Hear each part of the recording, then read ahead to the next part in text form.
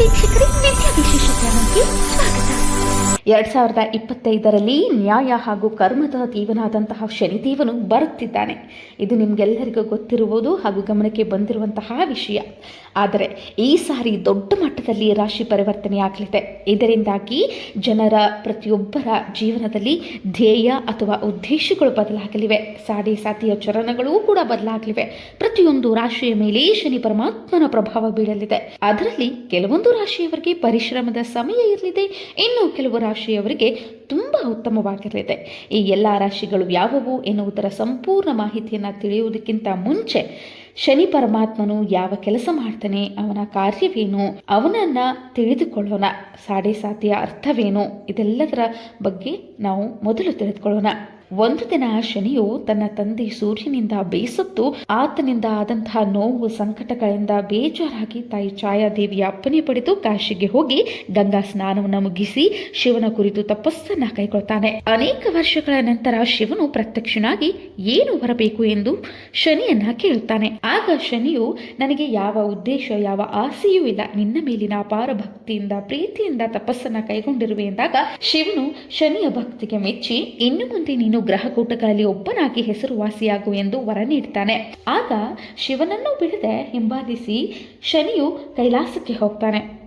ಆಗ ಶಿವನು, ನೀನು ಇಲ್ಲಿಯವರೆಗೆ ನನ್ನನ್ನು ಭೇಟಿ ಹಾಕಲು ಬಂದ ಕಾರಣ ಎಂದು ಕೇಳಿದಾಗ ಶನಿಯು, ಹೇ ಶಿವ, ಹೇ ಪರಮಾತ್ಮ, ನಾನು ಗ್ರಹಗಳಲ್ಲಿ ಒಬ್ಬನಾಗು ಎಂದು ಹೊರಕೊಟ್ಟೆ, ಆದರೆ ನನ್ನ ಕರ್ತವ್ಯಗಳೇನು ಎಂದು ನೀನು ತಿಳಿಸಲಿಲ್ಲ ಎಂದಾಗ ಶಿವನು ಹೇಳ್ತಾನೆ, ನೀನು ಕೂಡ ಪ್ರತಿ ಗ್ರಹಗಳಂತೆ ಈ ಜಗತ್ತಿನಲ್ಲಿ ಜನಿಸಿದ ಪ್ರತಿಯೊಬ್ಬರೂ ಸತ್ಯ ನಿಷ್ಠೆ ಧರ್ಮದಿಂದ ಬಾಳುವಂತೆ ಮಾಡಿ ಜನ್ಮ ಜನ್ಮಾಂತರದಿಂದ ಮಾಡಿದ ಪಾಪ ಕರ್ಮಗಳಿಂದ ಅವರು ಮಾಡಿದಂತಹ ಪಾಪ ಕರ್ಮಗಳಿಗೆ ತಕ್ಕಂತೆ ಶಿಕ್ಷೆ ಕೊಟ್ಟು ತಿದ್ದಿ ನಡೆಸು.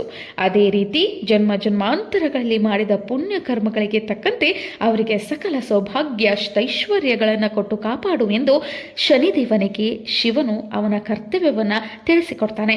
ಆಗ ಶನಿದೇವ, ಕೇವಲ ಮಾನವರಿಗೆ ಮಾತ್ರನಾ ಅಥವಾ ದೇವತೆಗಳಿಗೂ ಕೂಡ ನನ್ನ ಫಲ ಗೋಚಾರವಾಗಬೇಕಾ ಎಂದು ಕೇಳಿದಾಗ ಶಿವನು, ಈ ಕರ್ಮಫಲ ತ್ರಿಮೂರ್ತಿಗಳಿಗೂ ಬಿಟ್ಟಿದ್ದಲ್ಲ, ಅವರವರ ಕರ್ಮಫಲದಂತೆ ದೇವಾನುದೇವತೆಗಳು ಅನುಭವಿಸಲೇಬೇಕು ಎಂದು ಹೇಳಿದ.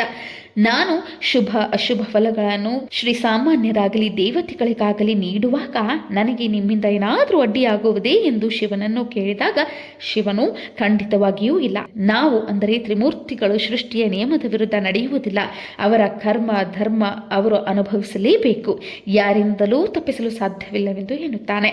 ಈ ರೀತಿಯಾಗಿ ಶನಿರಾಜನು ಶಿವನಿಂದ ಪಡೆದ ವರದಿಂದ ಒಂದು ಗ್ರಹವಾಗಿ ನಿಷ್ಪಕ್ಷಪಾತದಿಂದ ತ್ರಿಲೋಕದಲ್ಲಿರುವ ಪ್ರತಿಯೊಬ್ಬ ಜೀವಿಯ ಮೇಲೆಯೂ ತನ್ನ ಕಾರ್ಯವನ್ನ ಮುಂದುವರಿಸುತ್ತಿದ್ದಾನೆ. ಹಾಗಾಗಿ ಧರ್ಮ ನಿಷ್ಠೆ ಹಾಗೂ ಕರ್ಮದ ದೇವನಾದಂತಹ ಶನಿಯು 2025ರಲ್ಲಿ ಮೇಷರಾಶಿಯಿಂದ ಹಿಡಿದು ಮೀನರಾಶಿಯವರೆಗೂ ತನ್ನ ಪ್ರಭಾವವನ್ನ ಬೀರಲಿದ್ದಾನೆ. ಇನ್ನು ಶನಿದೇವನು 7.5 ವರ್ಷಗಳಲ್ಲಿ 3 ಚರಣಗಳಲ್ಲಿ ಪ್ರತಿಯೊಂದು ರಾಶಿಗಳ ಮೇಲೆ ಪ್ರಭಾವವನ್ನ ತನ್ನ ದೃಷ್ಟಿಯನ್ನ ಬೀರ್ತಾನೆ. ಶನಿರಾಜನು ಪ್ರಸ್ತುತ 11ನೇ ರಾಶಿಯಾದಂತಹ ಕುಂಭರಾಶಿಯಲ್ಲಿ ಕುಳಿತಿದ್ದಾನೆ. ಮಾರ್ಚ್ 29ರ ನಂತರ ಶನಿದೇವನು ತನ್ನ ಸ್ಥಾನವನ್ನ ಬದಲಿಸಲಿದ್ದಾನೆ ಮತ್ತು ಮೀನರಾಶಿಯಲ್ಲಿ ಪ್ರವೇಶವನ್ನು ಪಡೆಯುವನು. ಇದರಿಂದಾಗಿ ಪ್ರತಿಯೊಂದು ರಾಶಿಯ ಮೇಲೆ ಶನಿಯ ದೃಷ್ಟಿ ಬೀಳಲಿದೆ. ಹಾಗಾದ್ರೆ ಮಿಥುನ ರಾಶಿಯವರ ಮೇಲೆ ಶನಿಯ ಪ್ರಭಾವ 2025ರಲ್ಲಿ ಹೇಗಿರಲಿದೆ ಎಂದು ನಾವಿಲ್ಲಿ ಗಮನಿಸುವುದಾದ್ರೆ, ನೀವು ಯಾವತ್ತಾದ್ರೂ ಒಂದಲ್ಲ ಎರಡಲ್ಲ ಮೂರಲ್ಲ 4 ಕೆಲಸಗಳನ್ನ ಒಟ್ಟಿಗೆ ಮಾಡಲು ಇಷ್ಟಪಡ್ತೀರೆ? ಇಲ್ಲ ತಾನೆ? ಆದರೆ ಶನಿ ಪರಮಾತ್ಮ ನಿಮ್ಮ ಜೊತೆಗೆ ಹೀಗೆಯೇ ಆಟವಾಡಲಿದ್ದಾನೆ. ನಿಮ್ಮನ್ನ ಬೇರೆ ಬೇರೆ ಕಡೆ ಹೋಗುವಂತೆ ಮಾಡಲಿದ್ದಾನೆ.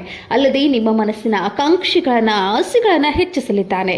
ಉದಾಹರಣೆಗೆ 5,000 ಕೆಲಸವನ್ನ ನೀವು ಮಾಡ್ತಾ ಇದ್ದೀರಿ, ಆಗ ಮತ್ತೊಂದು ಕಡೆಯಿಂದ ಆಫರ್ ಬರ್ತದೆ, ಅದು 10,000 ಆಗಿರಬಹುದು. 10,000 ಆಫರ್ ಬಂದಾಗ ನೀವು ಅದನ್ನು ಒಪ್ಪಿಕೊಳ್ಳುವ ಮನಸ್ಸನ್ನ ಮಾಡ್ತೀರಿ. ಅಲ್ಲದೆ ಮತ್ತೊಂದು ಕೆಲಸವನ್ನ ಮಾಡಿದರೆ ಇನ್ನೂ 8,000 ಹೆಚ್ಚು ಬರಬಹುದು ಅನ್ನುವಂತಹ ಮನಸ್ಥಿತಿ ನಿಮ್ಮಲ್ಲಿ ಬರಲಿದೆ. ಅಂದ್ರೆ ನೀವು 2 ದೋಣಿಯ ಮೇಲೆ ಕಾಲಿಡಲಿದ್ದೀರಿ. ಮಿಥುನ ರಾಶಿಯವರು ತುಂಬಾನೇ ವಿಚಾರವಂತರು, ಅರ್ಥ ಮಾಡಿಕೊಳ್ಳುವವರಾಗಿರ್ತಾರೆ. ಮಾತು ಬಲ್ಲವರು ಕೂಡ ಆಗಿರ್ತಾರೆ. ಅಲ್ಲದೆ ಅವರ ಸ್ವಭಾವ ಕೂಡ ಮುಂಚೆಯಿಂದಲೇ ಆಗಿರುತ್ತದೆ. ಒಂದೇ ಕಲ್ಲಿನಲ್ಲಿ ಎರಡು ಹಕ್ಕಿ ಹೊಡೆಯುವ ವಿಚಾರವಂತರು ಅವರಾಗಿರ್ತಾರೆ. ಅದು ಅವರ ನೇಚರ್ ಕೂಡ ಆಗಿರ್ತದೆ. ಅಂತಹ ಒಂದು ವಿಚಾರದಲ್ಲಿ ಬೆಂಕಿಯಲ್ಲಿ ತುಪ್ಪ ಸುರಿದ ಹಾಗೆ ಶನಿಯು ಮತ್ತಷ್ಟು ನಿಮ್ಮನ್ನ ಪ್ರಚೋದಿಸಲಿದ್ದಾನೆ. ಇನ್ನು ಶನಿಯು ನಿಮ್ಮ ರಾಶಿಯ 10ನೇ ಮನೆಗೆ ಪ್ರವೇಶ ಮಾಡಲಿದ್ದಾನೆ. ಅದು ಕರಿಯರ್ಗೆ ಸಂಬಂಧಪಟ್ಟಂತಹ ಮನೆಯಾಗಿರುವುದರಿಂದ ನಿಮ್ಮ ಜೀವನದಲ್ಲಿ ಅವಕಾಶಗಳ ಸುರಿಮಳೆಯೇ ಬರಲಿದೆ. ಆದರೆ ನೀವು ಮಾತ್ರ ಎಲ್ಲವನ್ನು ಒಪ್ಪಿಕೊಳ್ಳದೆ ಟೆಂಪರರಿ ಕೆಲಸಗಳಿಗೆ ಕೈ ಹಾಕದೆ ಲಾಂಗ್ ಟರ್ಮ್ ಇನ್ಕಮ್ ಸಿಗುವಂತಹ ಕೆಲಸ ಅಥವಾ ಜಾಬ್ಗಳಿಗೆ ಒಪ್ಪಿಕೊಳ್ಳಿ. ತಾತ್ಕಾಲಿಕ ಕ್ಷಣಿಕದ ಲಾಭದ ಕೆಲಸಕ್ಕಿಂತ ಹೆಚ್ಚಾಗಿ ನೀವು ಅಧಿಕ ಲಾಭ ಗಳಿಸುವಂತಹ ಲಾಂಗ್ ಟರ್ಮ್ ವರ್ಕ್ಗಳ ಕಡೆ ಹೆಚ್ಚು ಗಮನ ಹರಿಸುವುದು ಉತ್ತಮ. ನಿಮ್ಮ ಯೋಚನೆಗಳನ್ನ ಗಟ್ಟಿ ಮಾಡಿಕೊಳ್ಳಿ. ನಿಮ್ಮ ವಿಚಾರಗಳ ಬಗ್ಗೆ ಹುಷಾರಾಗಿರಿ. ನೀವು ಒಪ್ಪಿಕೊಳ್ಳುವಂತಹ ಕೆಲಸದಲ್ಲಿ ನಿಮಗೆ ಶ್ರಮಕ್ಕೆ ತಕ್ಕ ಪ್ರತಿಫಲ ಸಿಗುತ್ತಿದ್ದರೆ ಮಾತ್ರ ಆ ಕೆಲಸವನ್ನ ಮಾಡಿ. ಇಲ್ಲದೆ ಹೋದರೆ ವ್ಯರ್ಥ ಸಮಯವನ್ನ ಹಾಳು ಮಾಡ್ತೀರಿ. ಮೊದಲು ನಿಮ್ಮ ಮನಸ್ಸಿಗೆ ಅನಿಸುವುದು, ಒಂದು ವೇಳೆ ಈ ಕೆಲಸ ಬಿಟ್ಟರೆ ಬೇರೆ ಕೆಲಸ ಸಿಗಬಹುದಾ ಅಥವಾ ಇಲ್ವಾ ಎನ್ನುವಂತಹ ಗೊಂದಲಗಳು ಸೃಷ್ಟಿಯಾಗಲಿವೆ. ಆದರೆ ಶನಿಯು ನಿಮ್ಮ ರಾಶಿಯ 10ನೇ ಮನೆಯಲ್ಲಿ ಕುಳಿತಿರುವುದರಿಂದ ಅದು ಕರಿಯರ್ಗೆ ಸಂಬಂಧಪಟ್ಟದ್ದಾಗಿರುವುದರಿಂದ ಅವಕಾಶಗಳು ಒದಗಿ ಬರಲಿವೆ. ನೀವು ಶಾಂತ ರೀತಿಯಿಂದ ಎಲ್ಲವನ್ನು ವಿಚಾರಿಸಿ ಸಂಭಾಳಿಸಿ ಯೋಚನೆ ಮಾಡಿ ಡಿಸಿಷನ್ ಅನ್ನ ತೆಗೆದುಕೊಳ್ಳಿ. ಇನ್ನು ಒಟ್ಟಾರೆಯಾಗಿ ಶನಿಯು ಮಿಥುನ ರಾಶಿಯವರಿಗೆ ಹೊಸದಾದ ಜವಾಬ್ದಾರಿಗಳನ್ನ ಕೊಡಲಿದ್ದಾನೆ. ಅಲ್ಲದೆ ಒತ್ತಡದ ವಾತಾವರಣವನ್ನ ಸೃಷ್ಟಿಸುವನು. ಖರ್ಚುಗಳನ್ನ ನಿಭಾಯಿಸಲು ನಿಮಗೆ ಸಾಧ್ಯವಾಗುತ್ತಿರಬಹುದು. ಅಲ್ಲದೆ ಪರಿವಾರದಲ್ಲಿ ಸತಿಪತಿ ದಂಪತಿಗಳಲ್ಲಿ ಇರಿಸುಮುರಿಸು ವಾತಾವರಣವನ್ನು ಶನಿಯು ಸೃಷ್ಟಿಸಲಿದ್ದಾನೆ. ಇನ್ನು ನಿಮ್ಮ ತಾಯಿಯ ಆರೋಗ್ಯದ ಕಡೆಗೆ ನೀವು ಹೆಚ್ಚು ಗಮನ ಹರಿಸುವುದು ಉತ್ತಮವಾಗಿರಲಿದೆ. ಅದರ ಜೊತೆಗೆ ಜುಲೈನಿಂದ ನವೆಂಬರ್ವರೆಗೆ ಶನಿಯು ವಕ್ರಿಯನಾಗಿರುವುದರಿಂದ ನೀವು ನಿಮ್ಮ ದಾಂಪತ್ಯ ಜೀವನದಲ್ಲಿ ಹೆಚ್ಚು ಸಮಯ ಕಳೆಯಿರಿ. ಸತಿಪತಿಯೊಂದಿಗೆ ಹೊಂದಿಕೊಂಡು ಅರ್ಥ ಮಾಡಿಕೊಂಡು ಒಬ್ಬರಿಗೊಬ್ಬರು ಸಪೋರ್ಟಿವ್ ಆಗಿ ಇರಬೇಕು. ಇಲ್ಲವಾದಲ್ಲಿ ಶನಿಯು ನಿಮ್ಮ ನಡುವೆ ಬಿರುಸಿನ ವಾತಾವರಣ ಸೃಷ್ಟಿಸಿ ದೂರವಿರುವ ಹಾಗೆ ಮಾಡುವಂತಹ ಸಂಭವ ಜಾಸ್ತಿ ಇರಲಿದೆ. ನಾವು ಈ ರೀತಿಯಾಗಿ ಹೇಳಿ ಭಯಪಡಿಸುತ್ತಿಲ್ಲ ಮಿಥುನ ರಾಶಿಯವರಿಗೆ. ಶನಿಯ ಪ್ರಭಾವ ಸಾಡಿಸಾತಿಯ ಶನಿಯು ರಾಶಿಗಳ ಮೇಲೆ ಬಂದಾಗ ಯಾವ ರೀತಿಯ ಗೋಚಾರ ಫಲ ಇರ್ತದೆ, ಯಾವ ರೀತಿಯ ಪ್ರತಿಫಲವನ್ನು ಆತ ನೀಡಲಿದ್ದಾನೆ ಎನ್ನುವುದರ ಬಗ್ಗೆ ಮುಂದಾಗಿಯೇ ನಾವು ನಿಮಗೆ ತಿಳಿಸಿಕೊಡ್ತಾ ಇದ್ದೇವೆ. ನೀವು ಎಚ್ಚರಿಕೆಯಿಂದ ಇರಿ. ಅಲ್ಲದೆ ಇನ್ನು ಶನಿಯ ವಕ್ರಿಯ ಪ್ರಭಾವದಿಂದ ನೀವು ಬಚಾವಾಗಲು ಈ ಪರಿಹಾರಗಳನ್ನು ತಪ್ಪದೇ ಮಾಡಲೇಬೇಕು. ಪ್ರತಿ ಶನಿವಾರ ಹನುಮನ ದೇವಸ್ಥಾನಕ್ಕೆ ತೆರಳಬೇಕು ಮತ್ತು ಹನುಮಂತನ ಆಶೀರ್ವಾದವನ್ನು ಪಡೆದುಕೊಳ್ಳಲೇಬೇಕು. ಇನ್ನು ಅದರ ಜೊತೆಗೆ ಮತ್ತೊಂದು ಮುಖ್ಯವಾದ ಕೆಲಸ ನೀವು ಮಾಡಲೇಬೇಕಾದ್ದು ಏನೆಂದರೆ, ಮಿಥುನ ರಾಶಿಯವರು ಪ್ರತಿ ಶನಿವಾರ ವಿಕಲಾಂಗ ಆಶ್ರಮಗಳು ಅಥವಾ ವೃದ್ಧಾಶ್ರಮಗಳಿಗೆ ತೆರಳಿ ನಿಮ್ಮ ಕೈಲಾದಷ್ಟು ಅವರಿಗೆ ಸಹಾಯ ಮಾಡುವುದು, ಊಟ ಮಾಡಿಸುವುದು ಅಥವಾ ನಿಮ್ಮ ಕೈಲಾದಷ್ಟು ಯಾವುದಾದರೂ ಒಂದು ಹೆಲ್ಪ್ ಮಾಡಿದ್ದೇ ಆದಲ್ಲಿ, ಸಹಾಯ ಮಾಡಿದ್ದೇ ಆದಲ್ಲಿ ನೀವು ಸಂಪೂರ್ಣ ಶನಿಯ ಕೃಪೆಗೆ ಪಾತ್ರರಾಗುವಿರಿ. ನಾವೇ ಹೇಳಿರುವಂತಹ ಈ ಮಾಹಿತಿ ನಿಮಗೆ ಇಷ್ಟವಾದಲ್ಲಿ ನಮ್ಮ ಚಾನಲನ್ನು ಲೈಕ್ ಮಾಡಿ, ಶೇರ್ ಮಾಡಿ, ಸಬ್ಸ್ಕ್ರೈಬ್ ಮಾಡುವುದನ್ನು ಮರೆಯದಿರಿ.